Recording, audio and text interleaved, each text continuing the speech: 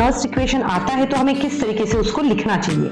सबसे तो पहले देखो ये नर्स्ट इक्वेशन होता क्या है या फिर किस पर्पस के लिए हम यूज करते हैं।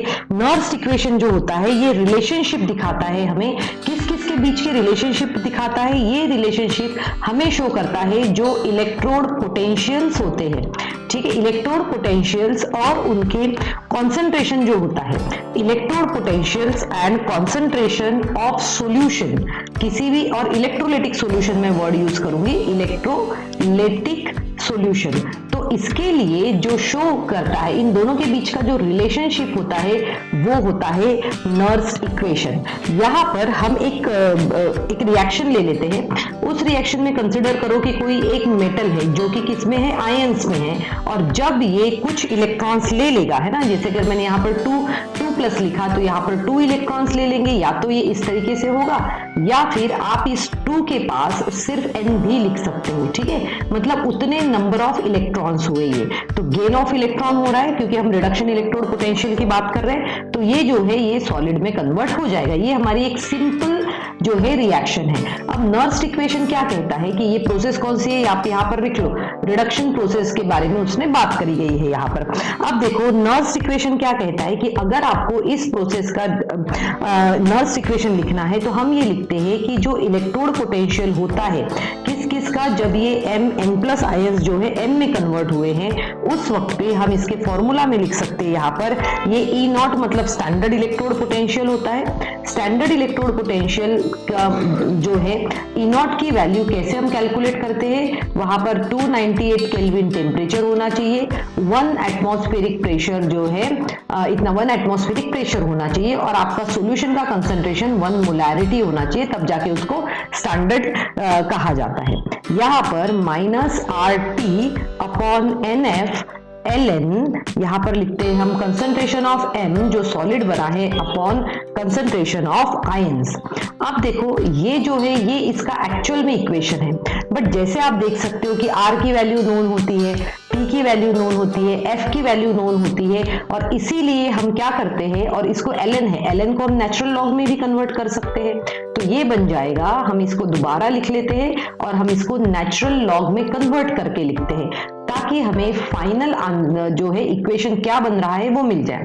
अब देखो बेटा, आपको r की वैल्यू पता होती है, या फिर मैं अगर पहले इसको लॉग में कन्वर्ट करूं तो ये हो जाएगा 2.303 RT/NF, और यहां पर आ जाएगा log टू द बेस 10 होता है ये, और फिर concentration of m upon concentration of mn plus, ये इस तरीके से हम इसको लिख लेते हैं। बट जैसे मैंने बताया कि ये वैल्यू कांस्टेंट होती है, ये वैल्यू कांस्टेंट होती है, ये वैल्यू कांस्टेंट होती है, तो हम क्या करेंगे, हम इन सब की वैल्यू लिखकर इसका फाइनल इक्वेशन जो है वो कैलकुलेट कर लेते हैं। तो जब हम फाइनल इक्वेशन कैलकुलेट करते हैं तब ये इस तरीके से होता है। देखो यहाँ पर m है तो हम इसने E0 लिखा, हमने mn प्लस लिखा है, और फिर ये m लिख लिया हमने।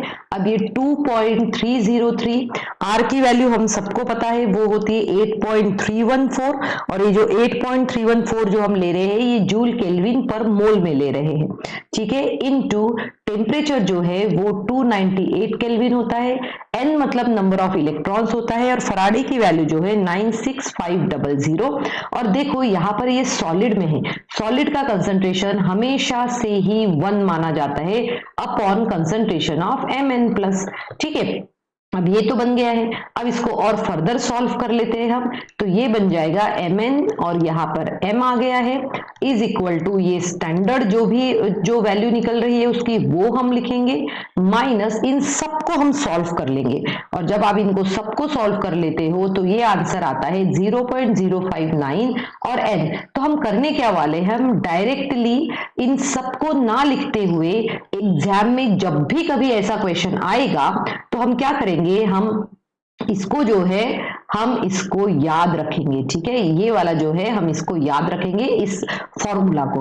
अब जब हम इस फॉर्मूला को याद रखेंगे तो हमारे लिए इजी हो जाएगा क्वेश्चंस को सॉल्व करना। अब देखो यहाँ पर ये जो है, यहाँ पर मैंने दो यहाँ पे स्क्रीनशॉट्स लिए हैं, और उस स्क्रीनशॉट के बेसिस पे हम स्टार्ट करने वाले हैं। बेटा इसको स्टार्ट करने से पहले आप एक फॉर्मूला और मेमोराइज कर सकते हो, वो फॉर्मूला आप डायरेक्ट एग्जाम में जो है आप किसी भी क्वेश्चन के लिए यूज करेंगे। ठीक है, कौन सा फॉर्मूला होता है वो मैं बताती हूँ आपको। इसके एप्लीकेशंस, जो नर्स इक्वेशन के हम एप्लीकेशंस पढ़ते हैं, उन एप्लीकेशंस में एक्चुअल में ये फॉर्मूला जो है हम देखते हैं, राइट। तो यहाँ पर अगर मैं इसको क्वेश्चंस को थोड़ा सा नीचे कर लूं ताकि हम यहाँ पर जो फॉर्मूला जो है वो हम देख सके, ठीक है, और वही सेम फॉर्मूला हम यहाँ पर लिखेंगे। अब देखो यहाँ पर जो है ये प्रोसेस हमने सिर्फ रिडक्शन के लिए लिखा है। अगर हमारे पास में ऑक्सीडेशन और रिडक्शन दोनों साथ में है तो हम कौन सा फॉर्मूला यूटिलाइज करने वाले हैं वो मैं आपको यहाँ पर बताती हूँ, और बहुत ही सिंपल वे में बताती हूँ ताकि आपको मेमोराइज करने में कोई भी परेशानी नहीं हो। तो हम यहाँ पर लिखते हैं E is equal to E not cell, ये भी क्या है, ई सेल है, और ये भी क्या होता है, E not cell minus 0.059 upon n log. अब देखो यहां पर जो है हम हमेशा एनोड पे जो भी आयंस आए हैं वो लिखेंगे, अपॉन नीचे जो लिखेंगे वो हम लिखेंगे कैथोड पे जो भी आयंस है उसके बारे में। ठीक है, अब देखो इक्वेशन सॉल्व करेंगे और हम फाइंड आउट करेंगे कि हम किस तरीके से इसको जो है मेमोराइज कर सकते हैं और क्वेश्चंस में अप्लाई कर सकते हैं। तो सबसे इंपॉर्टेंट फॉर्मूला जो आपको मेमोराइज करना है वो ये है। ठीक है, कौन सा है, ये वाला सबसे इंपॉर्टेंट फॉर्मूला है आपका। ठीक है, क्लियर हुआ। अब क्वेश्चंस देख लेते हैं, शायद एक या दो क्वेश्चंस देख के आपको ये समझ में आ जाए। तो मैं इन क्वेश्चंस को थोड़ा सा अप साइड ले लेती हूँ, थोड़ा सा ज्यादा ही नीचे हो गया था। ओके, अब ये वाला क्वेश्चन देखो बेटा, इस वाले क्वेश्चन में चलो क्लियरली विजिबल है या नहीं है आप मुझे बता सकते हैं। यहाँ पर देखो, हाँ ये वाला क्वेश्चन है। अब इस क्वेश्चन में क्या बोला गया है, चलिए हम सॉल्व कर लेते हैं इसको।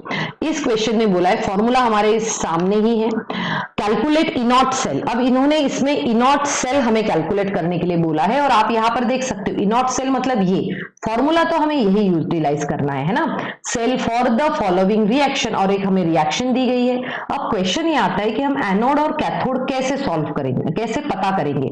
तो इसके लिए ये रिएक्शन देखो, इस रिएक्शन में क्या कहा है 2Cr, और यहां पर लिखा है Fe2+, और यहां पर है 2Cr3+, प्लस ये कितना हो जाएगा 3Fe। अब देखो आप तो ऑक्सीडेशन और रिडक्शन या तो हम फाइंड आउट कर सकते हैं उनके ऑक्सीडेशन नंबर देख के। यहाँ पर इसकी ऑक्सीडेशन स्टेट 0 होती है, अलोन खड़ा हुआ है, ये आयन है इसीलिए 2 है, ये आयन है इसीलिए +3 है, और ये 0 है। अब आप देख सकते हो Cr2+3 हुआ, इंक्रीज है, ये इंक्रीज है, इसीलिए ये जो प्रोसेस है ये होती है ऑक्सीडेशन। ठीक है, ये ऑक्सीडेशन प्रोसेस हुई, और ऑक्सीडेशन प्रोसेस हमेशा एनोड पे होती है। ठीक है, अब देखो अब अगर हम देखें दूसरे का, वो क्या हुआ है, +2 से क्या बना है, ये 0 बना है। 0 बना है मतलब क्या हुआ है, डिक्रीज हुआ है, और ये डिक्रीज हुआ है तो ये प्रोसेस रिडक्शन होगी, और रिडक्शन प्रोसेस हमेशा कैथोड पे होती है। ठीक है, ये कैथोड पे होती है। इस इक्वेशन में आप एक और चीज देख सकते हो ध्यान से, ये जो है सॉलिड है और ये भी सॉलिड है, और सॉलिड का कंसंट्रेशन हमेशा से 1 होता है। अब इस फॉर्मूला में हम वैल्यू डाल लेते हैं। देखो मैं इसको थोड़ा सा डाउन कर लेती हूँ ताकि हम फॉर्मूला लिखे और फिर उसमें वैल्यू डाल के इसको सॉल्व करें। तो हमारा फॉर्मूला क्या है, हम यहां से शुरू कर लेते हैं। कभी भी जब भी आप इक्वेशन लिखते हैं तब आप याद रखिए, या फिर कभी भी न्यूमेरिकल जब सॉल्व करते हैं उस वक्त पे आपको फॉर्मूला लिखना मैंडेटरी होता है। सबसे पहले आप हैबिट बनाइए कि आप किसी भी न्यूमेरिकल का, चाहे आपको कंप्लीटली न्यूमेरिकल आए या ना आए, बट आपको क्या करना है, फॉर्मूला लिखना है। ठीक है, फिर हम यहां पर लिखेंगे वैल्यू ऑफ एन, ठीक है, और log of anode and cathode. ठीक है, ऐसे ही हमने लिखा था anode and cathode. Okay, let's see next.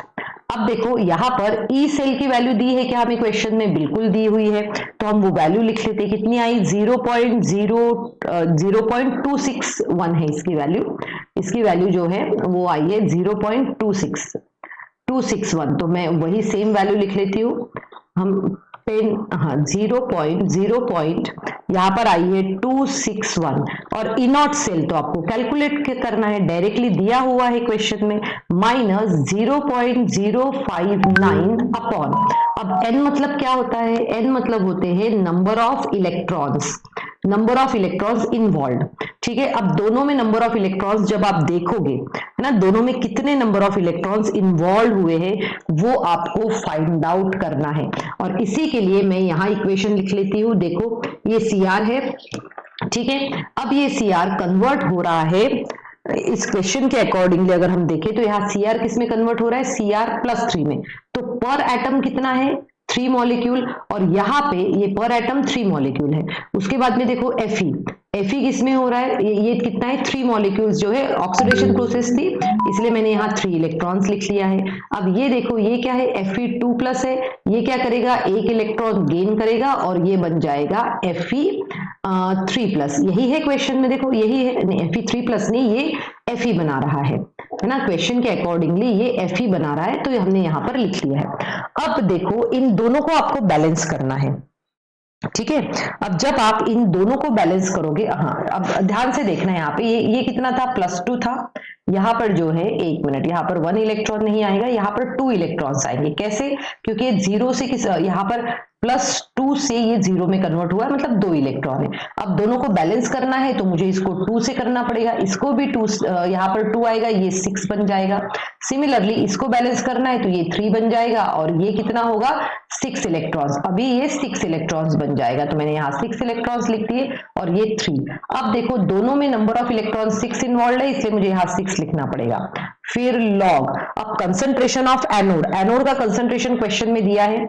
Anode मतलब ये हुआ Cr के पास में, ठीक है। Cr का कंसंट्रेशन यहाँ पर कितना दिया है हमें, देखो 0.01, बट बैलेंसिंग में यहाँ पर ध्यान से देखो, बैलेंसिंग में यहाँ 2 लिखा हुआ है, इसीलिए मुझे इसके टॉप पे 2 लिखना पड़ेगा, पावर लिखनी पड़ेगी।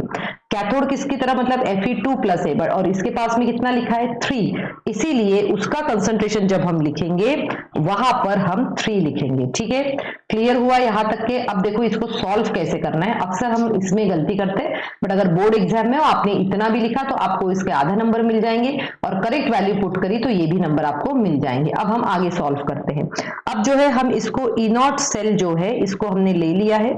अब देखो यहाँ पर निगेटिव था, और अगर ये इधर आएगा तो निगेटिव होगा, तो मैं इसको देखो इतना मैथ्स तो लगभग सभी को आ ही जाना चाहिए। यहाँ पर प्लस हो जाएगा, ये 0.59/6 लॉग। अब हम इसको सॉल्व करेंगे, ठीक है। अब ये दोनों वैल्यू सेम है, ठीक है। जब ये दोनों वैल्यू सेम हो जाती है तो और आप ये क्या हो जाएगा, ऊपर चला जाएगा, और फिर हम इसको सॉल्व किस तरीके से करेंगे, यहां पर ये आ जाएगा log 10⁻²। फिर से सॉल्व करेंगे, 0.261 प्लस 0.059/6, और ये कैसे होगा, लॉग अगर आप देखोगे तो हम इसको ऐसा लिख सकते हैं 2 log 10, और log 10 की वैल्यू 1 होती है, इसीलिए नेक्स्ट स्टेप में 261.0.059/6 इंटू 2 हो जाएगा।